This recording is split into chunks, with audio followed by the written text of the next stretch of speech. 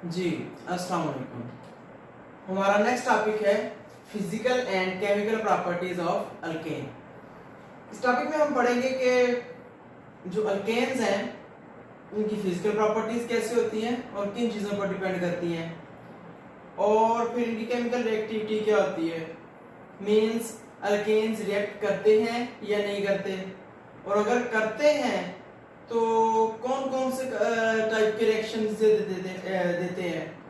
ठीक है, तो ये दो चीजें हम इस टॉपिक में पढ़ेंगे। तो सबसे पहले हम आ जाते हैं फिजिकल प्रॉपर्टीज ऑफ अल्केन। पहली बात, फिजिकल प्रॉपर्टीज क्या होती हैं?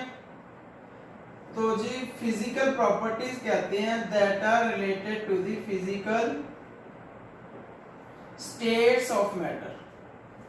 Physical state of matter, like आप कह लें कि जी किसी एल्केन का मेल्टिंग पॉइंट क्या होता है, उसका बॉइलिंग पॉइंट क्या होता है, उसकी डेंसिटी क्या होती है, ठीक है, उसका टेस्ट क्या होता है, उसकी स्मेल क्या होती है, ठीक है, और उसकी सॉल्युबिलिटी क्या होती है, ETC।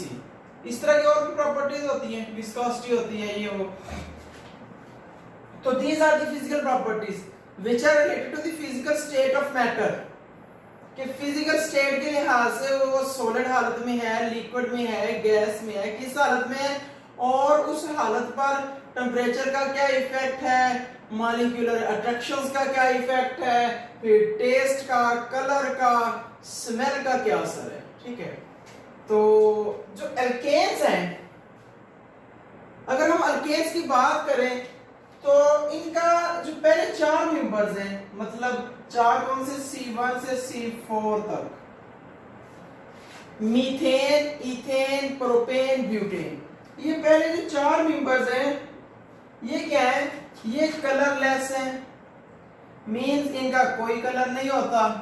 ठीक है, ये टेस्टलेस हैं, इनका कोई टेस्ट नहीं होता।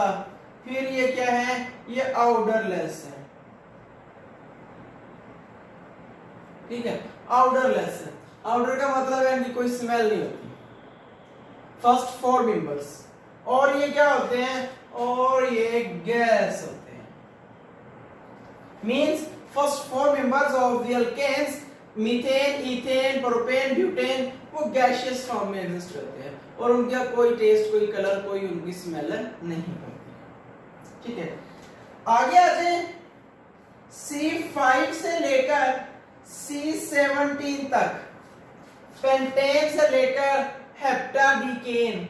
आपकी बुक में क्लासिफिकेशन आगे नहीं है, 10 से ज्यादा नेम्स नहीं दिए हुए, लेकिन आप जैसे इसको याद रख ले कि 17 वाले को हेप्टाडीकेन कहते हैं। ठीक है, ये जो होते हैं ये भी कलरलेस होते हैं, आउटरलेस वगैरह होते हैं, टेस्टलेस होते हैं, और ये क्या होते हैं, ये लिक्विड होते हैं।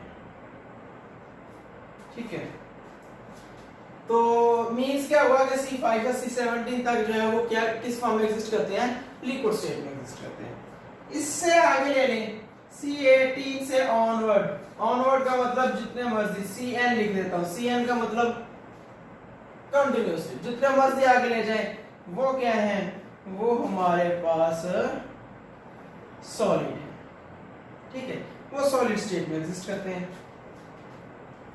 तो ये तो एक आपके पास एक पैटर्न आ गया कि C1 से C4 तक गैस होती है, C5 से C17 तक लिक्विड्स होते हैं अल्केन, और C18 से CN अननोन कह लें या एक्सटेंडेड वैल्यूज कह लें, ये क्या होते हैं, ये सॉलिड्स होते हैं। ये तो होगा क्लियर। अब ऐसे होता क्यों है, ये गैस हालत में क्यों होते हैं, ये लिक्विड हालत में क्यों होते हैं, ये सॉलिड क्यों होते हैं?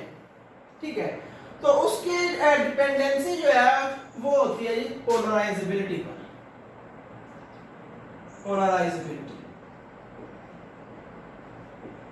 ठीक है, ये टॉपिक आपने फर्स्ट ईयर में पढ़ा भी हुआ है। पोलैरिटी क्या लें, पोलराइजेबिलिटी क्या लें, ऑलमोस्ट मिलते जुलते कंसेप्ट है। Polarisability is the attraction created due to the size of the molecule. ठीक है, मॉलिक्यूल की साइज की वजह से होता है। और पोलैरिटी जो होता है वो polar nature of the bonds, electronegative elements की मौजूदगी की वजह से होता है। अब जो पोलराइजेबिलिटी है, हम कह रहे हैं क्या है, ड्यू टू द साइज। अब फिर होता क्या है कि भाई देखें जब C1 से C4 तक कार्बन एटम्स होते हैं तो मैं इधर जस्ट वैसे ही लिख लूं कि ये C1 से 4 तक, चलो मैं ले लेता हूं C4 ये है, ठीक है। इसके अंदर मैं ले लेता हूं जो हाइड्रोजन कितने, ये 3 है, यहाँ 2 आ गए, यहाँ भी 2 आ गए, यहाँ कितने आ गए, 3 आ गए। दिस इज ब्यूटेन, ठीक है, एन ब्यूटेन है ये। अब बात कर लेते हैं कि ये ब्यूटेन है, एक ये है, एक यहाँ पर है आपके पास C8 वाला लगा लेते हैं, 1 2 3 4 5 6 7 8, ठीक है, एक ये मॉलिक्यूल लगा लेते हैं। अब इन दोनों में क्या डिफरेंस आ रहा है, इन दोनों में क्या डिफरेंस है, इन दोनों में डिफरेंस ये है कि ये 4 कार्बन है, ये कितना है, 8 कार्बन है। तो भाई जरा सोचने की बात यहाँ ये है कि ये जब 8 कार्बन हो गए तो इनके एटम्स, इनके मॉलिक्यूल का साइज बड़ा हो गया, इसके अंदर जो इलेक्ट्रॉन्स होंगे, हर एटम के अंदर, हर मॉलिक्यूल के अंदर ओवर जो इलेक्ट्रॉन्स होंगे, साइज बड़ा होने की वजह से उनके अंदर डिस्टरबेंस ज्यादा होगी, उनके अंदर डिसरप्शन ज्यादा होगी, ठीक है। तो उस वजह से जबकि कार्बन 4 है उसके अंदर डिस्टरबेंस क्या होगी, कम होगी, उसके अंदर डिसरप्शन क्या होगी, कम होगी। उस वजह से चूंकि ये साइज मॉलिक्यूल छोटे छोटे हैं, इस वजह से क्या होते हैं, इनके अंदर डिस्टरबेंस कम होती है। पोलैरिटी क्रिएट होने के, वो जो आपने पढ़ा हुआ था इंटरस्टेनियस पोलर मॉलिक्यूल्स और डाइपोल, इंड्यूस्ड डाइपोल, तो उस तरह की पोलैरिटीज क्रिएट होने में इसमें कम चांसेस है, इसमें ज्यादा चांसेस है। ये बड़ा मॉलिक्यूल है, ये छोटा मॉलिक्यूल है, नॉन पोलर है दोनों। तो नॉन पोलर के अंदर आपने पढ़ी हुई है फर्स्ट ईयर में, जो 4th चैप्टर में अभी नाम बताए अट्रैक्शंस के, तो इसमें ज्यादा होने के चांस है, इसमें कम, क्योंकि इसका साइज ज्यादा है, साइज ज्यादा होने से पोलराइजेबिलिटी ज्यादा हो जाएगी, ठीक है। तो ये रीजन है। अब देखिए यहाँ पर गैस है, साइज छोटा मॉलिक्यूल्स का, इनके अंदर इंटरएक्शंस कम होगी। अब जिनके अंदर इंटरएक्शंस नहीं होती या बहुत कम होती है, वो मॉलिक्यूल दूर दूर होंगे, जब दूर दूर होंगे तो वो गैसियस फॉर्म में होंगे। इसके बाद सॉलिड है, सॉरी लिक्विड है, इसके अंदर क्या होगा, इसमें थोड़ा सा साइज बड़ा हो गया है, इसमें अट्रैक्शन थोड़ी ज्यादा हो जाएगी। लेकिन एज कंपेयर टू सॉलिड, जिसके अंदर आप C18 से भी ज्यादा मॉलिक्यूल्स की बात करते हो, मतलब C20 C30 C40 C100, मतलब कहां तक जाएगा, ठीक है। तो उनके अंदर साइज ज्यादा होगा, सॉलिड जो होंगे वो क्या होंगे, वो ज्यादा मेल्टिंग पॉइंट्स रखेंगे, उनकी क्या होगी, अट्रैक्शन ज्यादा होगी। अब जैसे जैसे मॉलिक्यूल का साइज़ बड़ा होता जाएगा तो उसके अंदर इंटरमॉलिक्यूलर फोर्सेस भी ज़्यादा होती जाएंगी, तो इसी तरह से फिर वो आगे लिक्विड में कन्वर्ट हो जाएंगे, और ज़्यादा मज़ीद बड़ा होने से, ज़्यादा अट्रैक्शन आने की वजह से वो मॉलिक्यूल ज़्यादा करीब आ जाएंगे, तो वो सॉलिड्स बन जाएंगे। तो मेल्टिंग पॉइंट अभी मैंने लफ्ज़ बोल दिया, उस पर भी डिस्कशन कर लेते हैं। अब मेल्टिंग पॉइंट क्या होता है, मेल्टिंग पॉइंट किसे कहते हैं जी, the temperature at which a molecule starts to melt, एक वो टेंपरेचर जिस पर कोई मॉलिक्यूल मेल्ट करना शुरू कर दे, वो मेल्टिंग पॉइंट है। बॉइलिंग पॉइंट क्या होगा, वो टेंपरेचर जिस पर कोई चीज, कोई मॉलिक्यूल, कोई कंपाउंड, कोई लिक्विड क्या करना शुरू कर दे, बॉयल करना शुरू कर दे, ठीक है। इसमें कोई सॉलिड लिक्विड होना शुरू कर दे, इसमें कोई लिक्विड जो है बॉयल होना शुरू हो दे, ठीक है। तो भाई जरा रिवाइज करें टॉपिक को, अपने मेल्टिंग बॉइलिंग पॉइंट्स के टॉपिक को, जो आपने प्रीवियस क्लासेस में पढ़ा हुआ है। तो वो किस पर डिपेंड करता है, वो भी इंटरमॉलिक्यूलर फोर्सेस पर डिपेंड करता है। इसका मतलब क्या हुआ कि अगर कार्बन नंबर्स की तादाद ज्यादा होगी तो उनके मेल्टिंग बॉइलिंग पॉइंट ज्यादा होंगे, क्यों, उनकी इंटरमॉलिक्यूलर फोर्सेस स्ट्रांग होंगी। लेट्स सपोज आप इन दो मॉलिक्यूल की बात कर लें, एक आपके पास ये ऑक्टेन है, एक आपके पास क्या है, ब्यूटेन है। अब इसका जो मेल्टिंग पॉइंट होगा वो इससे क्या होगा, ज्यादा होगा, सिंपल सी बात है। क्यों, क्योंकि इसका साइज ज्यादा है, साइज ज्यादा होने की वजह से इसके अंदर इंटरमॉलिक्यूलर फोर्सेस ज्यादा है, इसकी पोलैरिटी ज्यादा है, और उस वजह से इसके मेल्टिंग पॉइंट्स वगैरह, बॉइलिंग पॉइंट्स वगैरह क्या होंगे, ज्यादा होंगे, ठीक है। तो इसका मतलब क्या हुआ कि सिंपल कांसेप्ट में क्या लिया जाएगा, अगर मॉलिक्यूल बड़े साइज का होगा, उसकी इंटरमॉलिक्यूलर फोर्सेस स्ट्रांग होगी, तो उस वजह से क्या हो जाएगा, उसके मेल्टिंग बॉइलिंग पॉइंट्स क्या हो जाएंगे, ज्यादा हो जाएंगे। तो ये बात होगी। आगे बात कर लें डेंसिटी की, डेंसिटी का भी यही असर आएगा। भाई सिंपल बात है, डेंसिटी कहते हैं किसे, डेंसिटी आपको पता है किसे कहते हैं, डेंसिटी होती है जी मास और वॉल्यूम, ठीक है। अब सिंपल सी बात है भाई, जितना साइज बड़ा मॉलिक्यूल का होता जाएगा उतना उसका मास ज्यादा होता जाएगा। अब जब मास का ज्यादा होता जाएगा तो उसकी डेंसिटी भी अंडरस्टूड बात है क्या होती जाएगी, बढ़ती जाएगी। टेस्ट, स्मेल ये सब के ऑलमोस्ट नहीं होते। उसके बाद सॉल्युबिलिटी के लिए, सॉल्युबिलिटी क्या होगी, सॉल्युबिलिटी कहते हैं किसी भी सॉल्यूट का सॉल्वेंट के अंदर स्मूथली मिक्स हो जाना, मैं डेफिनेशन नहीं दे रहा, आपको कंसेप्ट दे रहा हूं कि किसी भी सोल्यूट का, किसी भी केमिकल का दूसरे लिक्विड के अंदर जाकर क्या होगा ना, स्मूथली मिक्स हो जाना।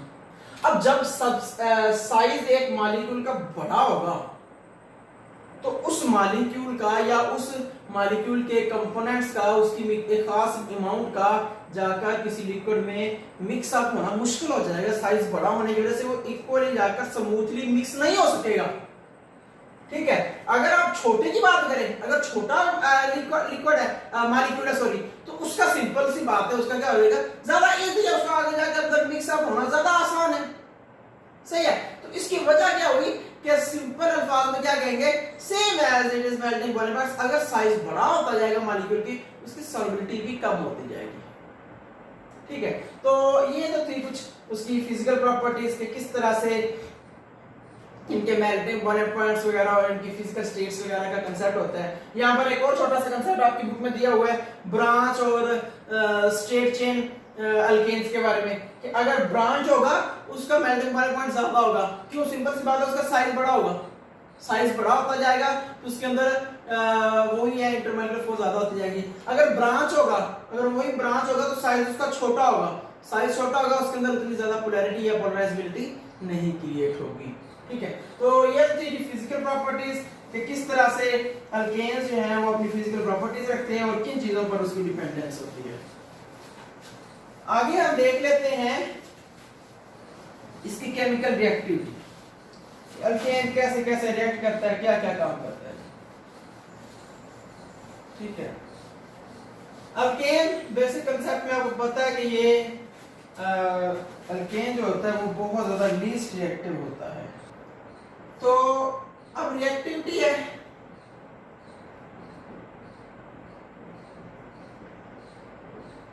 अब अल्केन चूंकि बहुत कम रिएक्टिव होता है, इनर्ट होता है, तो हमने पहले ये पढ़ना कि ये इनर्ट होता क्यों है, इसकी इतनी कम रिएक्टिविटी होती क्यों है अल्केन की। ठीक है, तो अगर हम बात कर रहे हैं इसकी अल्केन के केमिकल रिएक्टिविटी, तो भाई ये दो तरह के रिएक्शंस देता है, सब्स्टिट्यूशन रिएक्शंस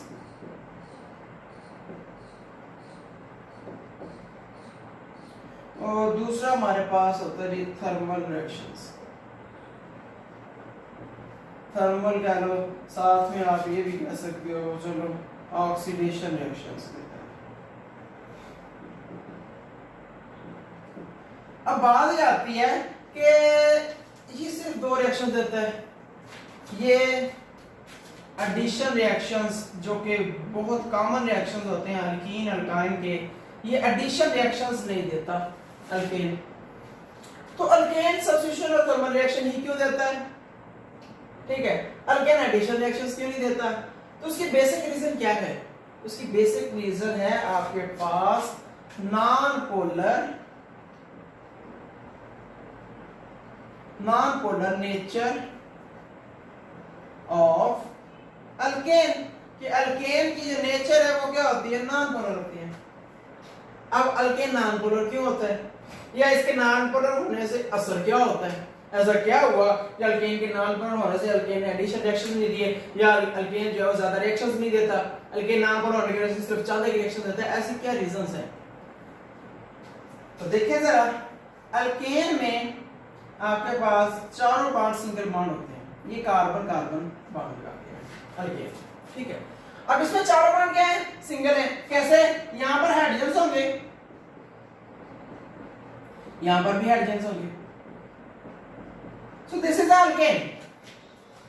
अब एक बात ज़हन में बिठा ले कि किसी भी केमिकल रिएक्शन होने के लिए उस मॉलिक्यूल में कोई एक chemical site, reaction site, reactivity site होना लाजमी है।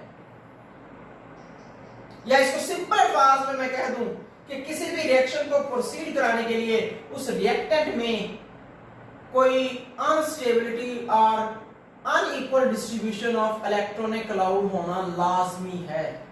देखिए, अगर एक चीज बिल्कुल स्मूथ है, उसके अंदर इक्वल डिस्ट्रीब्यूशन हो चुकी है हर चीज की, उसे क्या जरूरत है कि वो आगे जाके किस चीज के साथ रिएक्शन करे?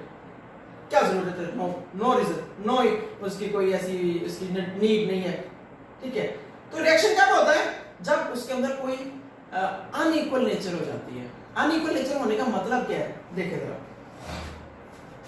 मैं यहाँ बात करता हूँ सिर्फ कार्बन कार्बन बॉन्ड की। इस बॉन्ड में एक इलेक्ट्रॉन इस कार्बन का है, एक इलेक्ट्रॉन इस कार्बन का है, ठीक है।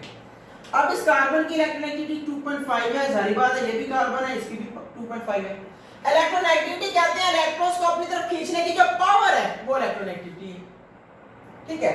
अब इस पावर दोनों की सेम होने की वजह से क्या हो गया है कि ये जो इलेक्ट्रॉनिक पेयर है, ये जो शेयर पेयर ऑफ इलेक्ट्रॉन है, ये इक्वली डिस्ट्रीब्यूट हो गया दोनों कार्बन के दरमियान।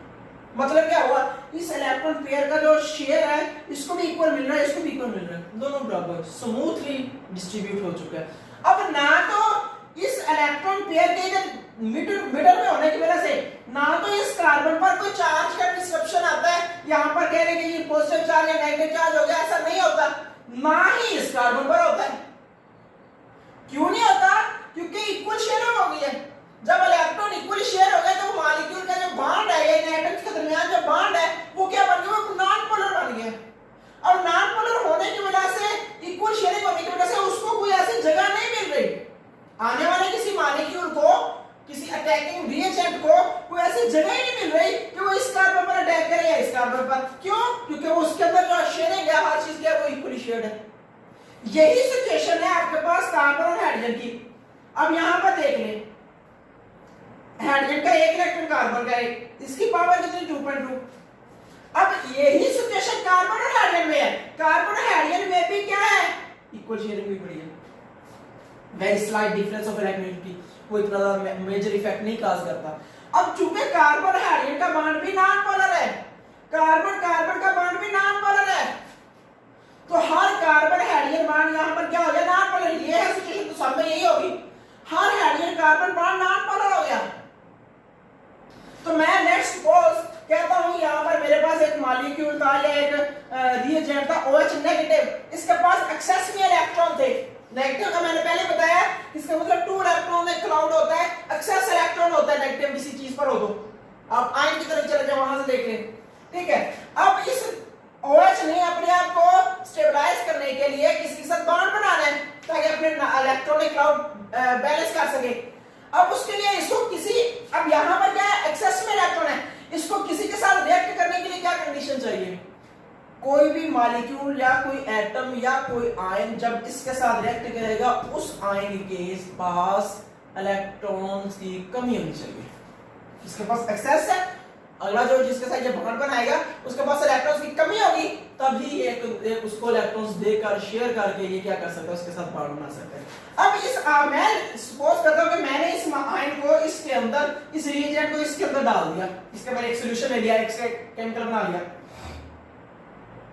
तो बताएगी, मैं पूछता हूं ये ऑक्सीजन का जो नेगेटिव है ये किस पर अटैक करेगा, क्या ये इस हाइड्रोजन पर आएगा, इस पर हाइड्रोजन, इस हाइड्रोजन, इस हाइड्रोजन, इस हाइड्रोजन, इस पर अटैक करेगा, ये अटैक ही नहीं कर पाएगा।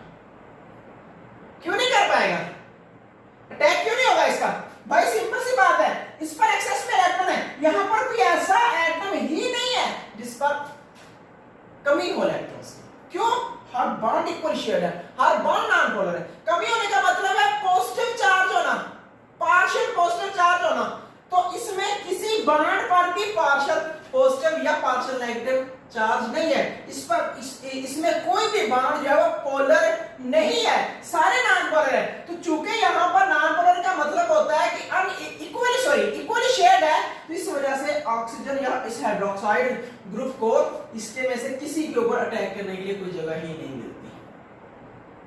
क्लियर। अब इसी सेंस में मैं एक और ले लेता हूं, मैं लेता हूं यहां पर लेट्स सपोज HCl, चलिए मैं HCl ले लेता हूं। अब मैं कहता हूं कि एक रिएक्शन है, उसके अंदर एक इथेन है, एक HCl है, OH ने रिएक्ट करना है, वो इथेन के साथ करेगा, HCl के साथ करेगा। अब देखिए यहां पर भी एक हाइड्रोजन लगा हुआ है, यहां पर भी हाइड्रोजन लगे हुए हैं, यहां पर तो जितने मर्जी ले ले 6 हैं, यहां पर भी हाइड्रोजन, यहां पर भी हाइड्रोजन। OH इस पर अटैक करता है, OH का इस पर अटैक नहीं होता, OH का इस पर अटैक नहीं होता, OH का इस H पर अटैक होता है।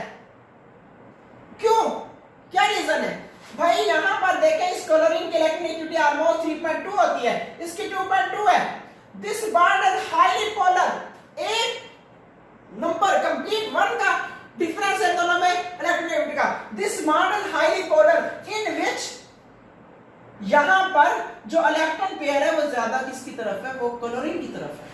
ये नहीं है कि बॉन्ड क्लोरीन ने इलेक्ट्रॉन ले लिया, लेकिन ज्यादा पोर्शन ऐसे करें 90% 80% तक उसका जो शेयर है वो कौन ले रहा है, क्लोरीन ले रहा है। हाइड्रोजन के पास इलेक्ट्रॉन बहुत दूर चले गए, हाइड्रोजन की पावर कम हो रही है, उससे हाइड्रोजन से इलेक्ट्रॉन दूर चले गए। अब इस हाइड्रोजन को इलेक्ट्रॉन की डेफिशिएंसी फील हो रही है। ये हाइड्रोजन चाह रहा है कि भाई कोई और मुझे मिल जाए जहां से पूरी करूं डेफिशिएंसी, ये तो मुझे दे ही नहीं रहा क्लोरीन, यहां से तो मुझे इलेक्ट्रॉन शेयर मिल नहीं रहा है इतना खास, तो मैं किसी और के साथ चला जाऊं, मैं किसी और के साथ चला जाऊं ताकि वो मुझे कुछ अच्छा इलेक्ट्रॉन शेयर दे दे और मैं उसके साथ बॉन्ड बनाकर स्टेबलाइज हो जाऊं। ठीक है, यहां पर क्या है सिचुएशन है, यहां पर वो कहता नहीं मुझे जाने की जरूरत ही नहीं है। क्यों नहीं जरूरत, यहां पर भी उसकी पावर सेम है, यहां पर भी सेम है, ऑलमोस्ट 0.3 का फर्क है, डिफरेंस नहीं होता। तो क्या हो गया, शेयर इलेक्ट्रॉन का यहां पर देखें अगर इसमें शेयर इलेक्ट्रॉन का क्या है, इक्वली है, इक्वली डिस्ट्रीब्यूटेड। तो यहां पर किसी हाइड्रोजन को रिक्वायरमेंट नहीं है कि भाई वो चला जाए यहां से, या उसके पास कमी हो गई है, या उसके साथ किसी ने धोखा कर दिया, जबरदस्ती कर दी। यहां पर जबरदस्ती हो रही है हाइड्रोजन के साथ, ये हाइड्रोजन को इलेक्ट्रॉन की डेफिशिएंसी मिल रही है। हालांकि हाइड्रोजन ने अपना इलेक्ट्रॉन शेयर किया हुआ है, लेकिन उसके बावजूद हाइड्रोजन को पास क्या है, कमी है इलेक्ट्रॉन की। तो क्या हो रहा है, वो OH फिर इस H पर अटैक करके इस H को अपने साथ लगाकर OH2O बना सकता है, Cl अलग हो जाएगा, जबकि इस H पर OH का अटैक नहीं होगा। This is the non polar nature of alkane. इसका मतलब है कि अल्केन के नॉन पोलर होने की वजह से अल्केन का इन हाइड्रोजन किसी भी और रिएजेंट का, इसे कहते हैं बेस, बेस का इस अल्केन के ऊपर अटैक नहीं है। ठीक हो गया। इसी तरह आपके बुक में लिखा हुआ है कि किसी एसर का भी अटैक नहीं होगा। तो भाई एसर का मतलब क्या होगा, एसर का मतलब होगा प्रोटॉन H पॉजिटिव। ठीक है, अब H पॉजिटिव का अटैक नहीं होता। मैंने लास्ट टाइम बताया था लास्ट लेक्चर में कि अगर पॉजिटिव चार्ज होगा तो पॉजिटिव चार्ज के ऊपर अटैक होगा, जैसे यहां पर इसके ऊपर अटैक हो रहा है। तो इसका मतलब है, इस कांसेप्ट में उसने जो आपकी बुक में कहा ना कि एसर का भी अटैक नहीं होता अल्केन पर, इसका मतलब ये है कि अल्केन में कोई ऐसा एक्सेस इलेक्ट्रॉन वाला एटम ही नहीं है, या लोन पेयर वाला या नेगेटिव चार्ज वाला एटम ही नहीं है जो इसके ऊपर आकर अटैक करके इसको साथ लगा ले, इसकी कमी पूरी कर दे। मतलब ना अल्केन एसर के साथ रिएक्ट कर सकता है, ना बेस के साथ। इसी तरह से ना कोई इलेक्ट्रोफाइल, न्यूक्लियोफाइल, रिएजेंट कोई भी और आ जाए तो वो अल्केन्स के साथ रिएक्ट नहीं करते। ठीक है, इलेक्ट्रोफाइल क्या होता है, न्यूक्लियोफाइल क्या होता है, जिसका मैं बेसिक सा कांसेप्ट दे देता हूं, 11th चैप्टर में इस पर बहुत डिटेल है। इलेक्ट्रोफाइल कहते हैं जिसके ऊपर क्या होता है, पॉजिटिव चार्ज होता है और वो इलेक्ट्रॉन लविंग होता है। मतलब अगर किसी के पास इलेक्ट्रॉन की डेफिशिएंसी होगी वो इलेक्ट्रोफाइल कहलाएगा, और अगर किसी के पास एक्सेस में इलेक्ट्रॉन्स होंगे उसे न्यूक्लियोफाइल कहते हैं, वो न्यूक्लियस लविंग, न्यूक्लियस पर पॉजिटिव चार्ज होता है वो न्यूक्लियस लविंग कहलाएगा। ये तो होगी केमिकल रिएक्टिविटी कि अल्केन किस तरह से रिएक्ट करते हैं, क्या क्या काम है इसका। अब हम देखते हैं इनर्टनेस ऑफ सिग्मा बॉन्ड।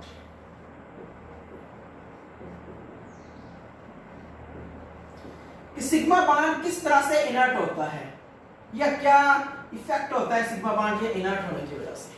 ठीक है, तो भाई इधर मैंने अभी बात की है, ये कार्बन है, ये दूसरा कार्बन है, मैं बाकी हाइड्रोजन को नहीं लगा रहा फिलहाल। यहां पर इसके पास ये इनके दरमियान क्या हो जाती है, शेयरिंग हो जाती है, ओवरलैपिंग हो जाती है, sp3 ओवरलैपिंग 7 चैप्टर। ठीक है, वो हो जाती है। जब इसके अंदर हेड टू हेड ओवरलैपिंग होती है तो ये आपके पास बॉन्ड इस तरह से बना देता है, ये होती है head to head overlapping. Head to head overlapping का मतलब क्या है, इसका न्यूक्लियस सपोज करें ये आपके पास है, इसका न्यूक्लियस सपोज करें ये इसके आपके पास है। तो इसका मतलब क्या होता है, हेड टू हेड ओवरलैपिंग का मतलब है कि ये जो इलेक्ट्रॉनिक क्लाउड है या इलेक्ट्रॉन शेयर पेयर है, ये इन दोनों कार्बन्स के न्यूक्लियस के दरमियान में है, इन दोनों कार्बन के न्यूक्लियस के दरमियान में है। It is on the line joining the two nuclei of the atoms.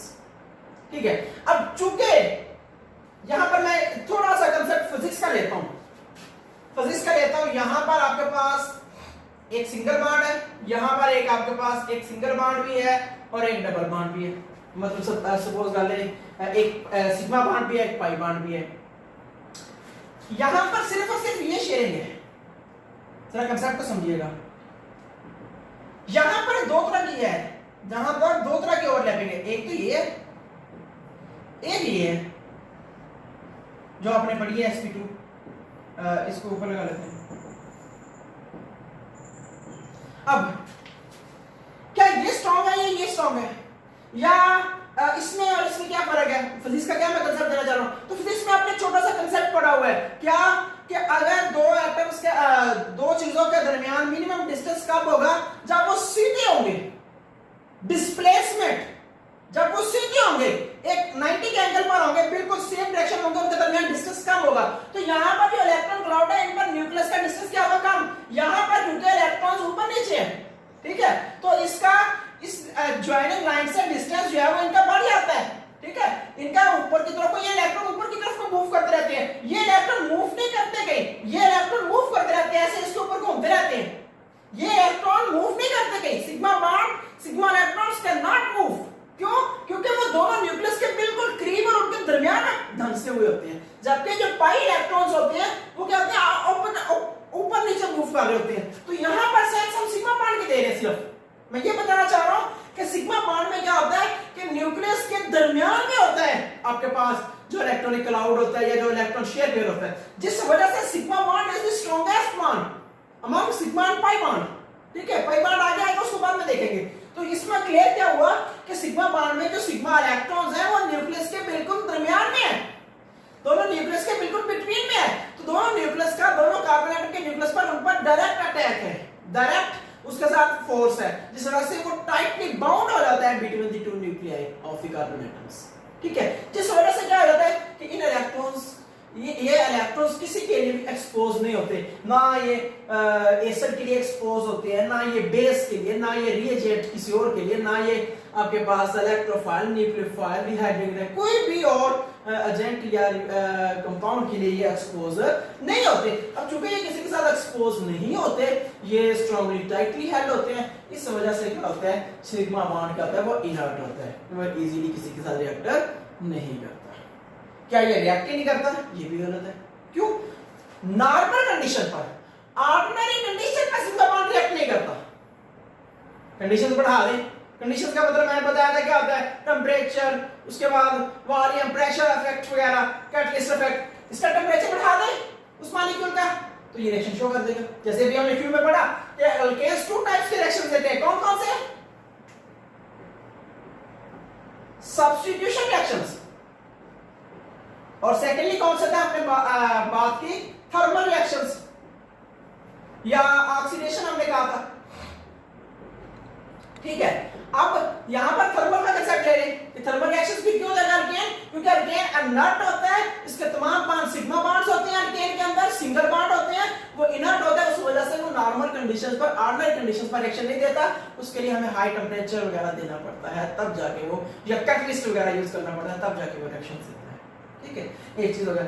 Substitution reactions क्या होते हैं, ये थोड़ा सा कंसेप्ट है, ये भी हम देख लेते हैं कि what are substitution reactions. Substitute का मतलब होता है रिप्लेसमेंट, रिप्लेस कर देना। जैसे मैं आपके पास एक एग्जांपल दे देता हूं, CH4, ठीक है, किसी भी तरह से मैंने इसके अंदर Cl2 डाला, कंडीशंस क्या है, रिक्वायरमेंट्स क्या, वो अलग बात है। तो ये क्या हो गया, ये CH3Cl बन गया, यहां से एक हाइड्रोजन एक Cl के साथ रिप्लेस हो चुका है, प्लस आगे HCl बन जाता है, वो अलग बात है, ठीक है, वो आगे हम पढ़ेंगे जाके कैसे बनते हैं। यहां से एक हाइड्रोजन एक Cl के साथ जो है रिप्लेस होकर क्या बना दिया उसने, CH3Cl, ये CH4 था, ये CH3Cl है, ये HCl। This is substitution reaction, replacement reaction, कि एक हाइड्रोजन की जगह किसने ले लिया, क्लोरीन ने। अगर इसको मैं खोल के लिखूं तो कुछ इस तरह से होगा, CH4 था, Cl2 था, तो क्या हुआ, CH,